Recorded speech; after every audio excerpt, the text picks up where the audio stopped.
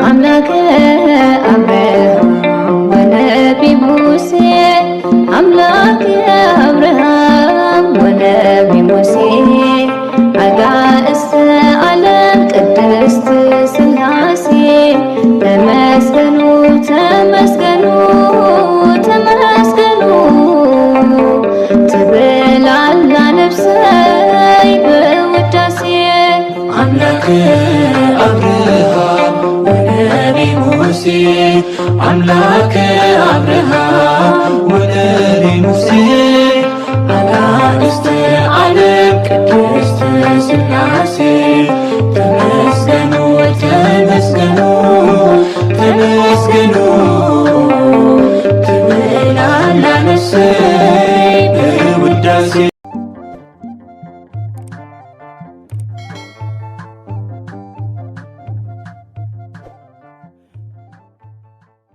بسم سلاسي بسم آب وولد ومنفس قدوس أحد أملاك آمين. سلام እግዚአብሔር አምላክ መስክላትኩም ይሁን። ስዝራ እግዚአብሔር አምላክ ከመይ ሓዲርኩም? አነ እግዚአብሔር ይመስገን ክብሪ ይስፋሕ መድኃኔዓለም አቦይ ልዑል እግዚአብሔር አምላኽና ክሰበሰብ ብሰላም ብጥዕነት ለዘጽንሐና ክብርን ምስጋናን አምልኮን ውዳሴን ንዘለዓለም ንዑ ይኹኖ።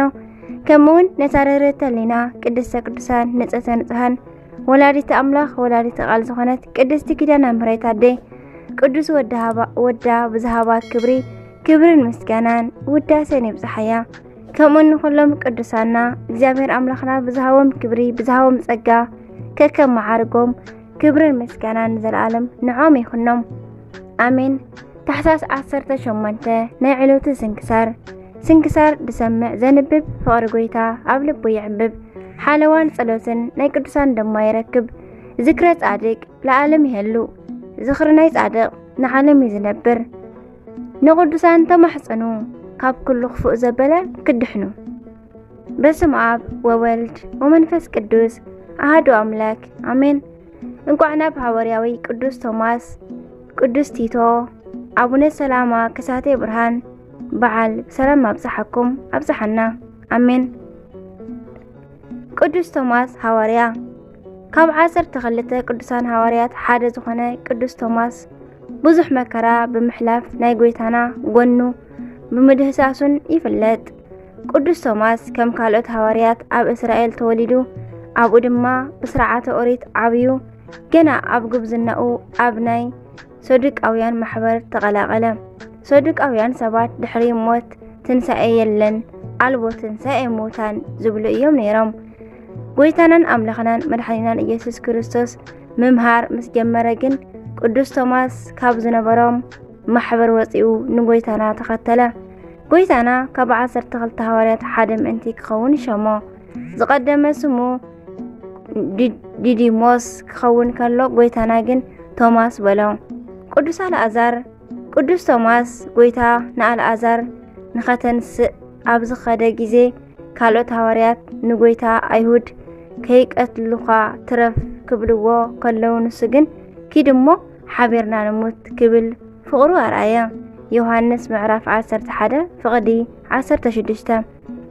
ጎይታና ትንሣኤኡ ንደቂ መዛሙርቱ ኣብ ዝገለጸ ጊዜ ድማ ቶማስ ስለ ዘይነበረ ከይረኣኹ ኣይኣምንን በለ። ምክንያቱ ንጎይታና ካብ ዝነበሮ ፍቕሪ ዝተለዓለ ሓቂ ክመስሎ ስለ ዘይከኣለ እዩ። ብኻልእ ከዓ ካልኦት ሐዋርያት ትንሣኤኡ ርኢና እንዳበሉ ክምህሩ ከለዉ ኣነ ግን ሰሚዐ ኢለ ክምህር እየ ኢሉ ብምሕሳቡ እዩ። ንግዚኡ ጎይታ ተገሊጹ እንተገሰጾ እግዚእየ ወኣምላክየ ጎይታይን ኣምላኸይን ኢሉ ፍጹም ሃይማኖቱ ገለጸ። ኣብ ፍጻሜ ግን ናይ ጎይታኡ ጎኑ መለኾቱ እንቲ ግድህስስ በዓል ቤት ከም ዝዓደሎን ይነግር። መለኮት ዝዳህሰሰት ኢድ እታ ቅድስቲ ኢድ ድማ ብስጋብ ሎሚ ሕያው ኣላ። ኣብ ውሽጢ ህንዲ ቤተ ክርስቲያን ብኽብሪ ተቐሚጣ ኣላ። ቅዱሳን ሐዋርያት መንፈስ ቅዱስ ተቐቢሎም ሃገረ ስብከት ክካፈሉ ከለዉ ንቅዱስ ቶማስ ህንድን ኣብ ዙርያ ዘለዋ ዓድታትን በጽሖ። ድሕሪ እዚ እዩ ዘርዚርና ዘይንውድኦ ተጋድሎ ዝፈጸመ። እዚ ቅዱስ ነበሮ ፍጹም ትግሃት ኣቦታትና زأسرقوا لبهرة هندشي نهندي بوانجل زملكعة كبلو يخبروا قدس سماس ننقص لكيوسن دكيتهم عدي نخأمن بشنكار أبمرت وطيرم قرباتو قفيف قرفوا نقرباتو دما كم اندغنا صفيهم حز عمليهم أشكموا أب من قديس استغفف أكالو جو انت قبقوا أباقع مزيان قحيطا بلعاو بزي مخنيات كله يأكي انزا يأكي زمنو أباقيه لتوماس اسم عراويته كونو بزي بقبلو ليك عوند تحرقن كابل علي بلاسو وديغا زمتات سبيتي نقص مستغفف قرباتو سلازر حنا كلهم آمينهم تطمقوا أزي قدس هواريا لك كمناي قدس أولس حدا بفلات كالي جيزي دما بمكرا نوانجل نبيتا كريستيان تقادله بزي مقرات كافندي سقاب هاجرنا إثيوبيا نسالسان شمونتن عامتات وانجل سبخة أب مجرشتا دما كأب سبعان كلتن عامتا مرت بدا معلتي بسماعة النت عارفة مقابرن قدس تيدون سقاب حجي أوشت هندي اللوا بزيكا بروتستان أب ملع عالم يخبروا أيوم كمني أبوتاتنا ترجم توماس مالت صحي أورياريس كم مالت يوم بستوهابو ناي وانجيل صقا أب هاجر سبكتو سلزبركتو لومي نايزو قدس هواريا بعلى فلسطيو برختو يحضرنا قدس تيتو هواريا ناي قويتانان أملخنا ملحينان إيسوس كريستوس ود مزمور زخانة قدس تيتو كاب سبعان كلتن أردئتي حادك خون كالو بستوسنا من قد إقوا استزنقع هواريا أيكونن بفلاي دما قدس باولوس كاب لصحافو 14 مالእኽትታት ሓደ ዝተለኣኸ ናይ ዝቅዱስ በመዃኑ እቲ ታሪኽ እኳ እንተ ዘይነገረ ስሙ ግን ኣይርስዕን እዩ። ቅዱስ ጳውሎስ ድማ ኣብ መልእኽቱ ንጽቡቕ ስሙ እንዳደጋገመ የልዕሎ እዩ። ንምዃኑ ሐዋርያ ቅዱስ ቲቶ መን እዩ? ቅዱስ ቲቶ ዝተወልደ ኣብ 100 ክፍለ ዘመን ኣብ ውሽጢ እስያ ቀርጤስ ኣብ እትበሃል ከተማ እዩ።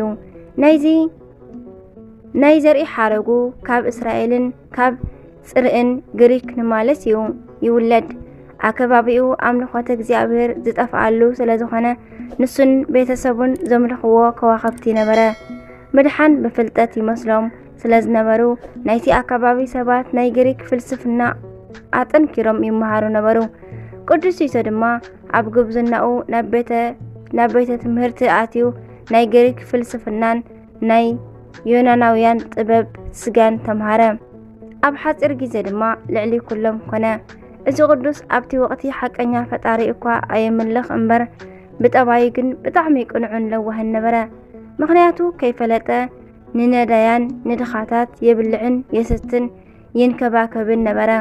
እግዚአብሔር ግን ናይ ዝቕኑዕ ሰብ ሕያውነቱ ከምዚ ኢሉ ክተርፍ ስለ ዘይደለየ ሓደ መዓልቲ ብዕራይ ተገለጸሉ።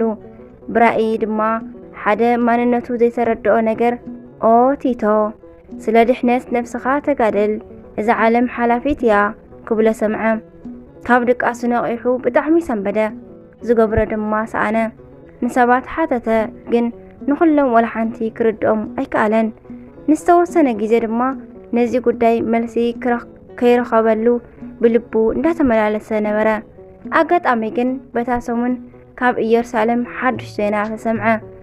ክርስቶስ ዝብልዎ ኢየሱስ ንሱ ድማ ናይ ባህሪ ኣምላኽ ዝኾነ ናብ ምድሪ ወሪዱ ስለ እግዚአብሔር መንግስቲ ድማ ይሰብኻሎ ክብሉ ንቲቶ ነገርዎ።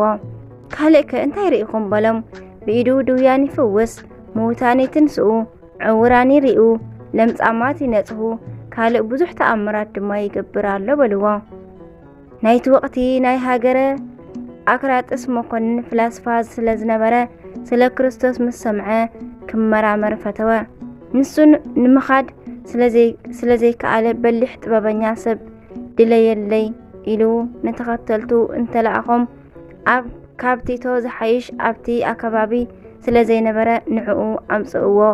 እቲ መኮንን ንቲቶ እቲ ነገር ትኽክል ወይ ድማ ስሕተት ምዃኑ بعمقت مرمركا ملسي أمسألي إلو لأخو ቅዱስ ኢየሱስ ድማ ፈጢኑ ተላዒሉ ናብ ኢየሩሳሌም ገስገሰ ናብ ከተማ መስኣተወ ድማ ጎይታና ደላልዩ ረኸቦ ጎይታና ክርስቶስ ብስልጣነ ቃሉ ደውየ ከርሕቕ ኣጋንንቲ ከሳድድ ተመልኪቱ እዚ ስራሕ ናይ ፍጡር ዘይኮነስ ተረድአ ከም ዘይኮነ ተረድአ ጎይታና ዝምህሮ ትምህርቲ ካብ ናይ ግሪክ ፍልስፍና ብጣዕሚ ረሒቁን መጢቁን ረኸቦ ናይ ግሪክ ፍልስፍና መጀመርታኡ ኮነ መወዳእታኡ ስጋዊ እዩ ጎይታ ግን ብጣዕሚ ቃሉ ዝምህሮ ሰማያዊ ከምኡውን ዘለዓለማዊ ዝኾነ ትምህርቲ እዩ ብራእይ ስለ ነፍስኻ ተጋደል ዝበሎ ምስጢር ሕጂ ተተርጎመሉ በዚ ምክንያት ድማ ግዜ ኣይጥፈን ሽዑ ኣሚኑ ተኸታሊኡ ኮነ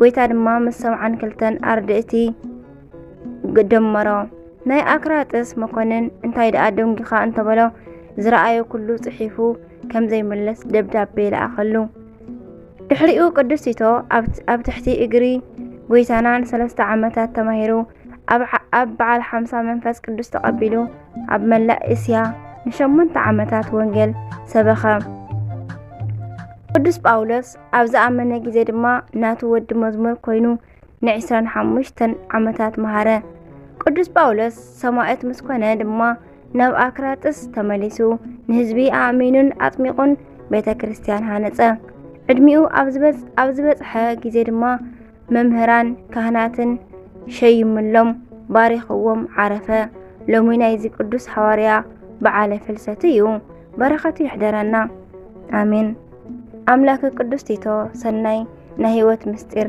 ይግለጸልና በረኸት ሐዋርያ ቅዱስ ቲቶ ያዓድለና አሜን አቡነ ሰላማ ከሳቴ ብርሃን ከሳቴ ምስጢር ዘሃገረ ኢትዮጵያ በዛ ማዓልቲ ሃገረ ኢትዮጵያ ብርሃን ዝገለጸሉ ቅዱስ አባ ሰላማ ጵጵስና ዝተቀበለላ ዕለትያ ዜናኡ ድማ ከምዚ እዩ ስሙ ሜሮጵዮስ ዝበሃል ናይ ጥበበኛታት ሓለቃ ሓደ ሰብ ናብ ሃገር ህንዲ ክሓልፍ ኢሉ ናብ ሃገረ ጢሮስ መጸ ምስኡ ድማ ካብ ወገን አዝማዱ ዝኾኑ ክልተ ቆልዑ ነበሩ ናይቲ ሓደ ስሙ ፍሬሚናጦስ ናይቲ ካልእ ስሙ ድማ ኤዴሲዮስ ይበሃሉ ነበሩ ሲድራኮስ ዝበሃል ዝብልዎ እውን ኣለው በኢትዮጵያ ወገን ናብ ዘሎ ናብ ናይ አፍሪቃ ባሕሪ ወደብ በጽሖሞ ልቡ ዝተመነቶ ናይ ኢትዮጵያ ሃገር ጽቡቕ ነገራ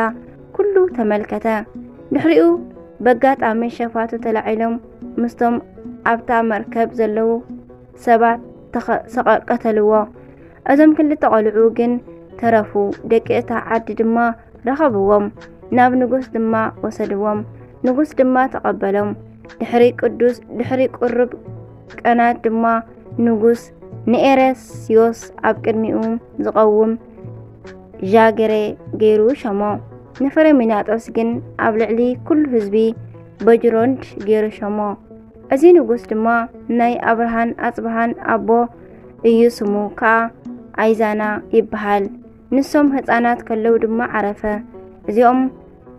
እዚኦም ድማ ኣካለ መጠን ስጋብ ዝኾኑ ንደቂ ንጉስ እንዳዕበዩ ነበሩ ክብሪ ይኹን እሞ ንክርስቶስ ምእማን ድማ መሃርዎም ደቂ ንጉስ ዓብዮም ኣብ ዝነገሱ ግዜ ኤዴሲዮስ ናብ ሃገሩ ተመልሰ ፍሬሚናጦስ ግን ናብ ግብጽ ከደ ናብ ናይ እስክንድርያ ሊቀ ጳጳሳት ናብ አባ አትናቴዎስ ከዓ በጽሐ እቲ ኣብ ልዕሊኡ ድማ ነገሮ ስለ ናይ ኢትዮጵያውያን ሃይማኖት ጳጳስ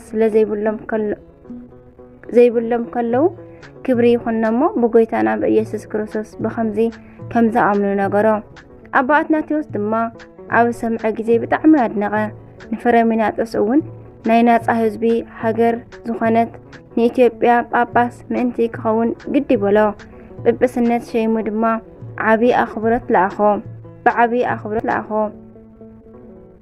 ኣብ ናይ አብርሃ ወአጽብሃ ዘመነ መንግስቲ ድማ ናብ ኢትዮጵያ ኣብ ዝበጽሐ ግዜ ብክብሪ ተቐበልዎ ኣብ ሙሉእ ዓድታት ናይ ኢትዮጵያ ድማ ዝቐንዐት ሃይማኖት ሰበኸ ክብሪ ይኹንሞ ጎይታናን ኣምላኽናን መድሓኒናን ኢየሱስ ክርስቶስ ናይ ጎይትነቱ ብርሃን ኣብ ኩሉ ዓድታት ገለጸ ስለዚህ ድማ ገላጺ ብርሃን ሰላማ ተባሃለ ንኹሉ ኣስተኻኺሉ ድማ ብሰላም ዓረፈ ንእግዚአብሔር ምስጋና ይኹኖ ንዓና ድማ በዚ ናይዚ ጻድቅ አቦና ሰላማ ከሳቴ ብርሃን ጸሎት ይምሓረና በረኸቱ ድማ ምስ ኩላትና ደቂ ተዋህዶ ንዘለዓለም ይኹን አርኬ ድማ ከምዚ ይብል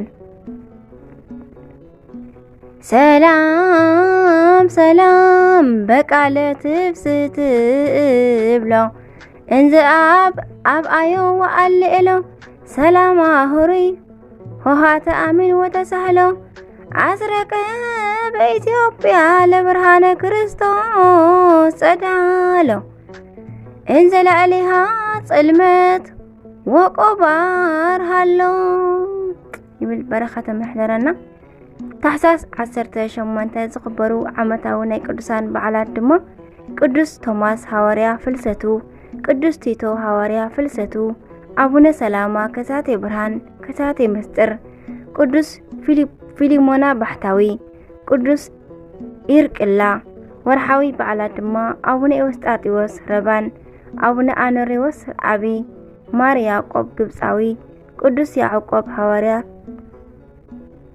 ካብ 72 ቅዱስ ፊልጶስ ሐዋርያ ካብ 72 አሜን ዝወደቀ ዝነጠበ ቃል ኮነ ዜማ ፊደል በአፈ ቅዱሳን ትጓል መላእክት ተአረመለይ ስንክሳር ድሰምዕ ዘንብብ ፍቅሪ ጎይታ ኣብ ልቡ ይዕምብ ሓለዋን ጸሎትን ናይ ቅዱሳን ደማ ይረክብ ዝክረ ጻድቅ ለዓለም ይሄሉ ዝክረ ናይ ጻድቅ ንዓለም ይዝነብር አሜን ንቅዱሳን ተማሕፀኑ ካብ ኩሉ ክፉእ ዘበለ ክድሕኑ አሜን ወስብሐት ለእግዚአብሔር ወለወላዲቱ ድንግል ወለመስቀሉ ክቡር አሜን አሜን ለይኩን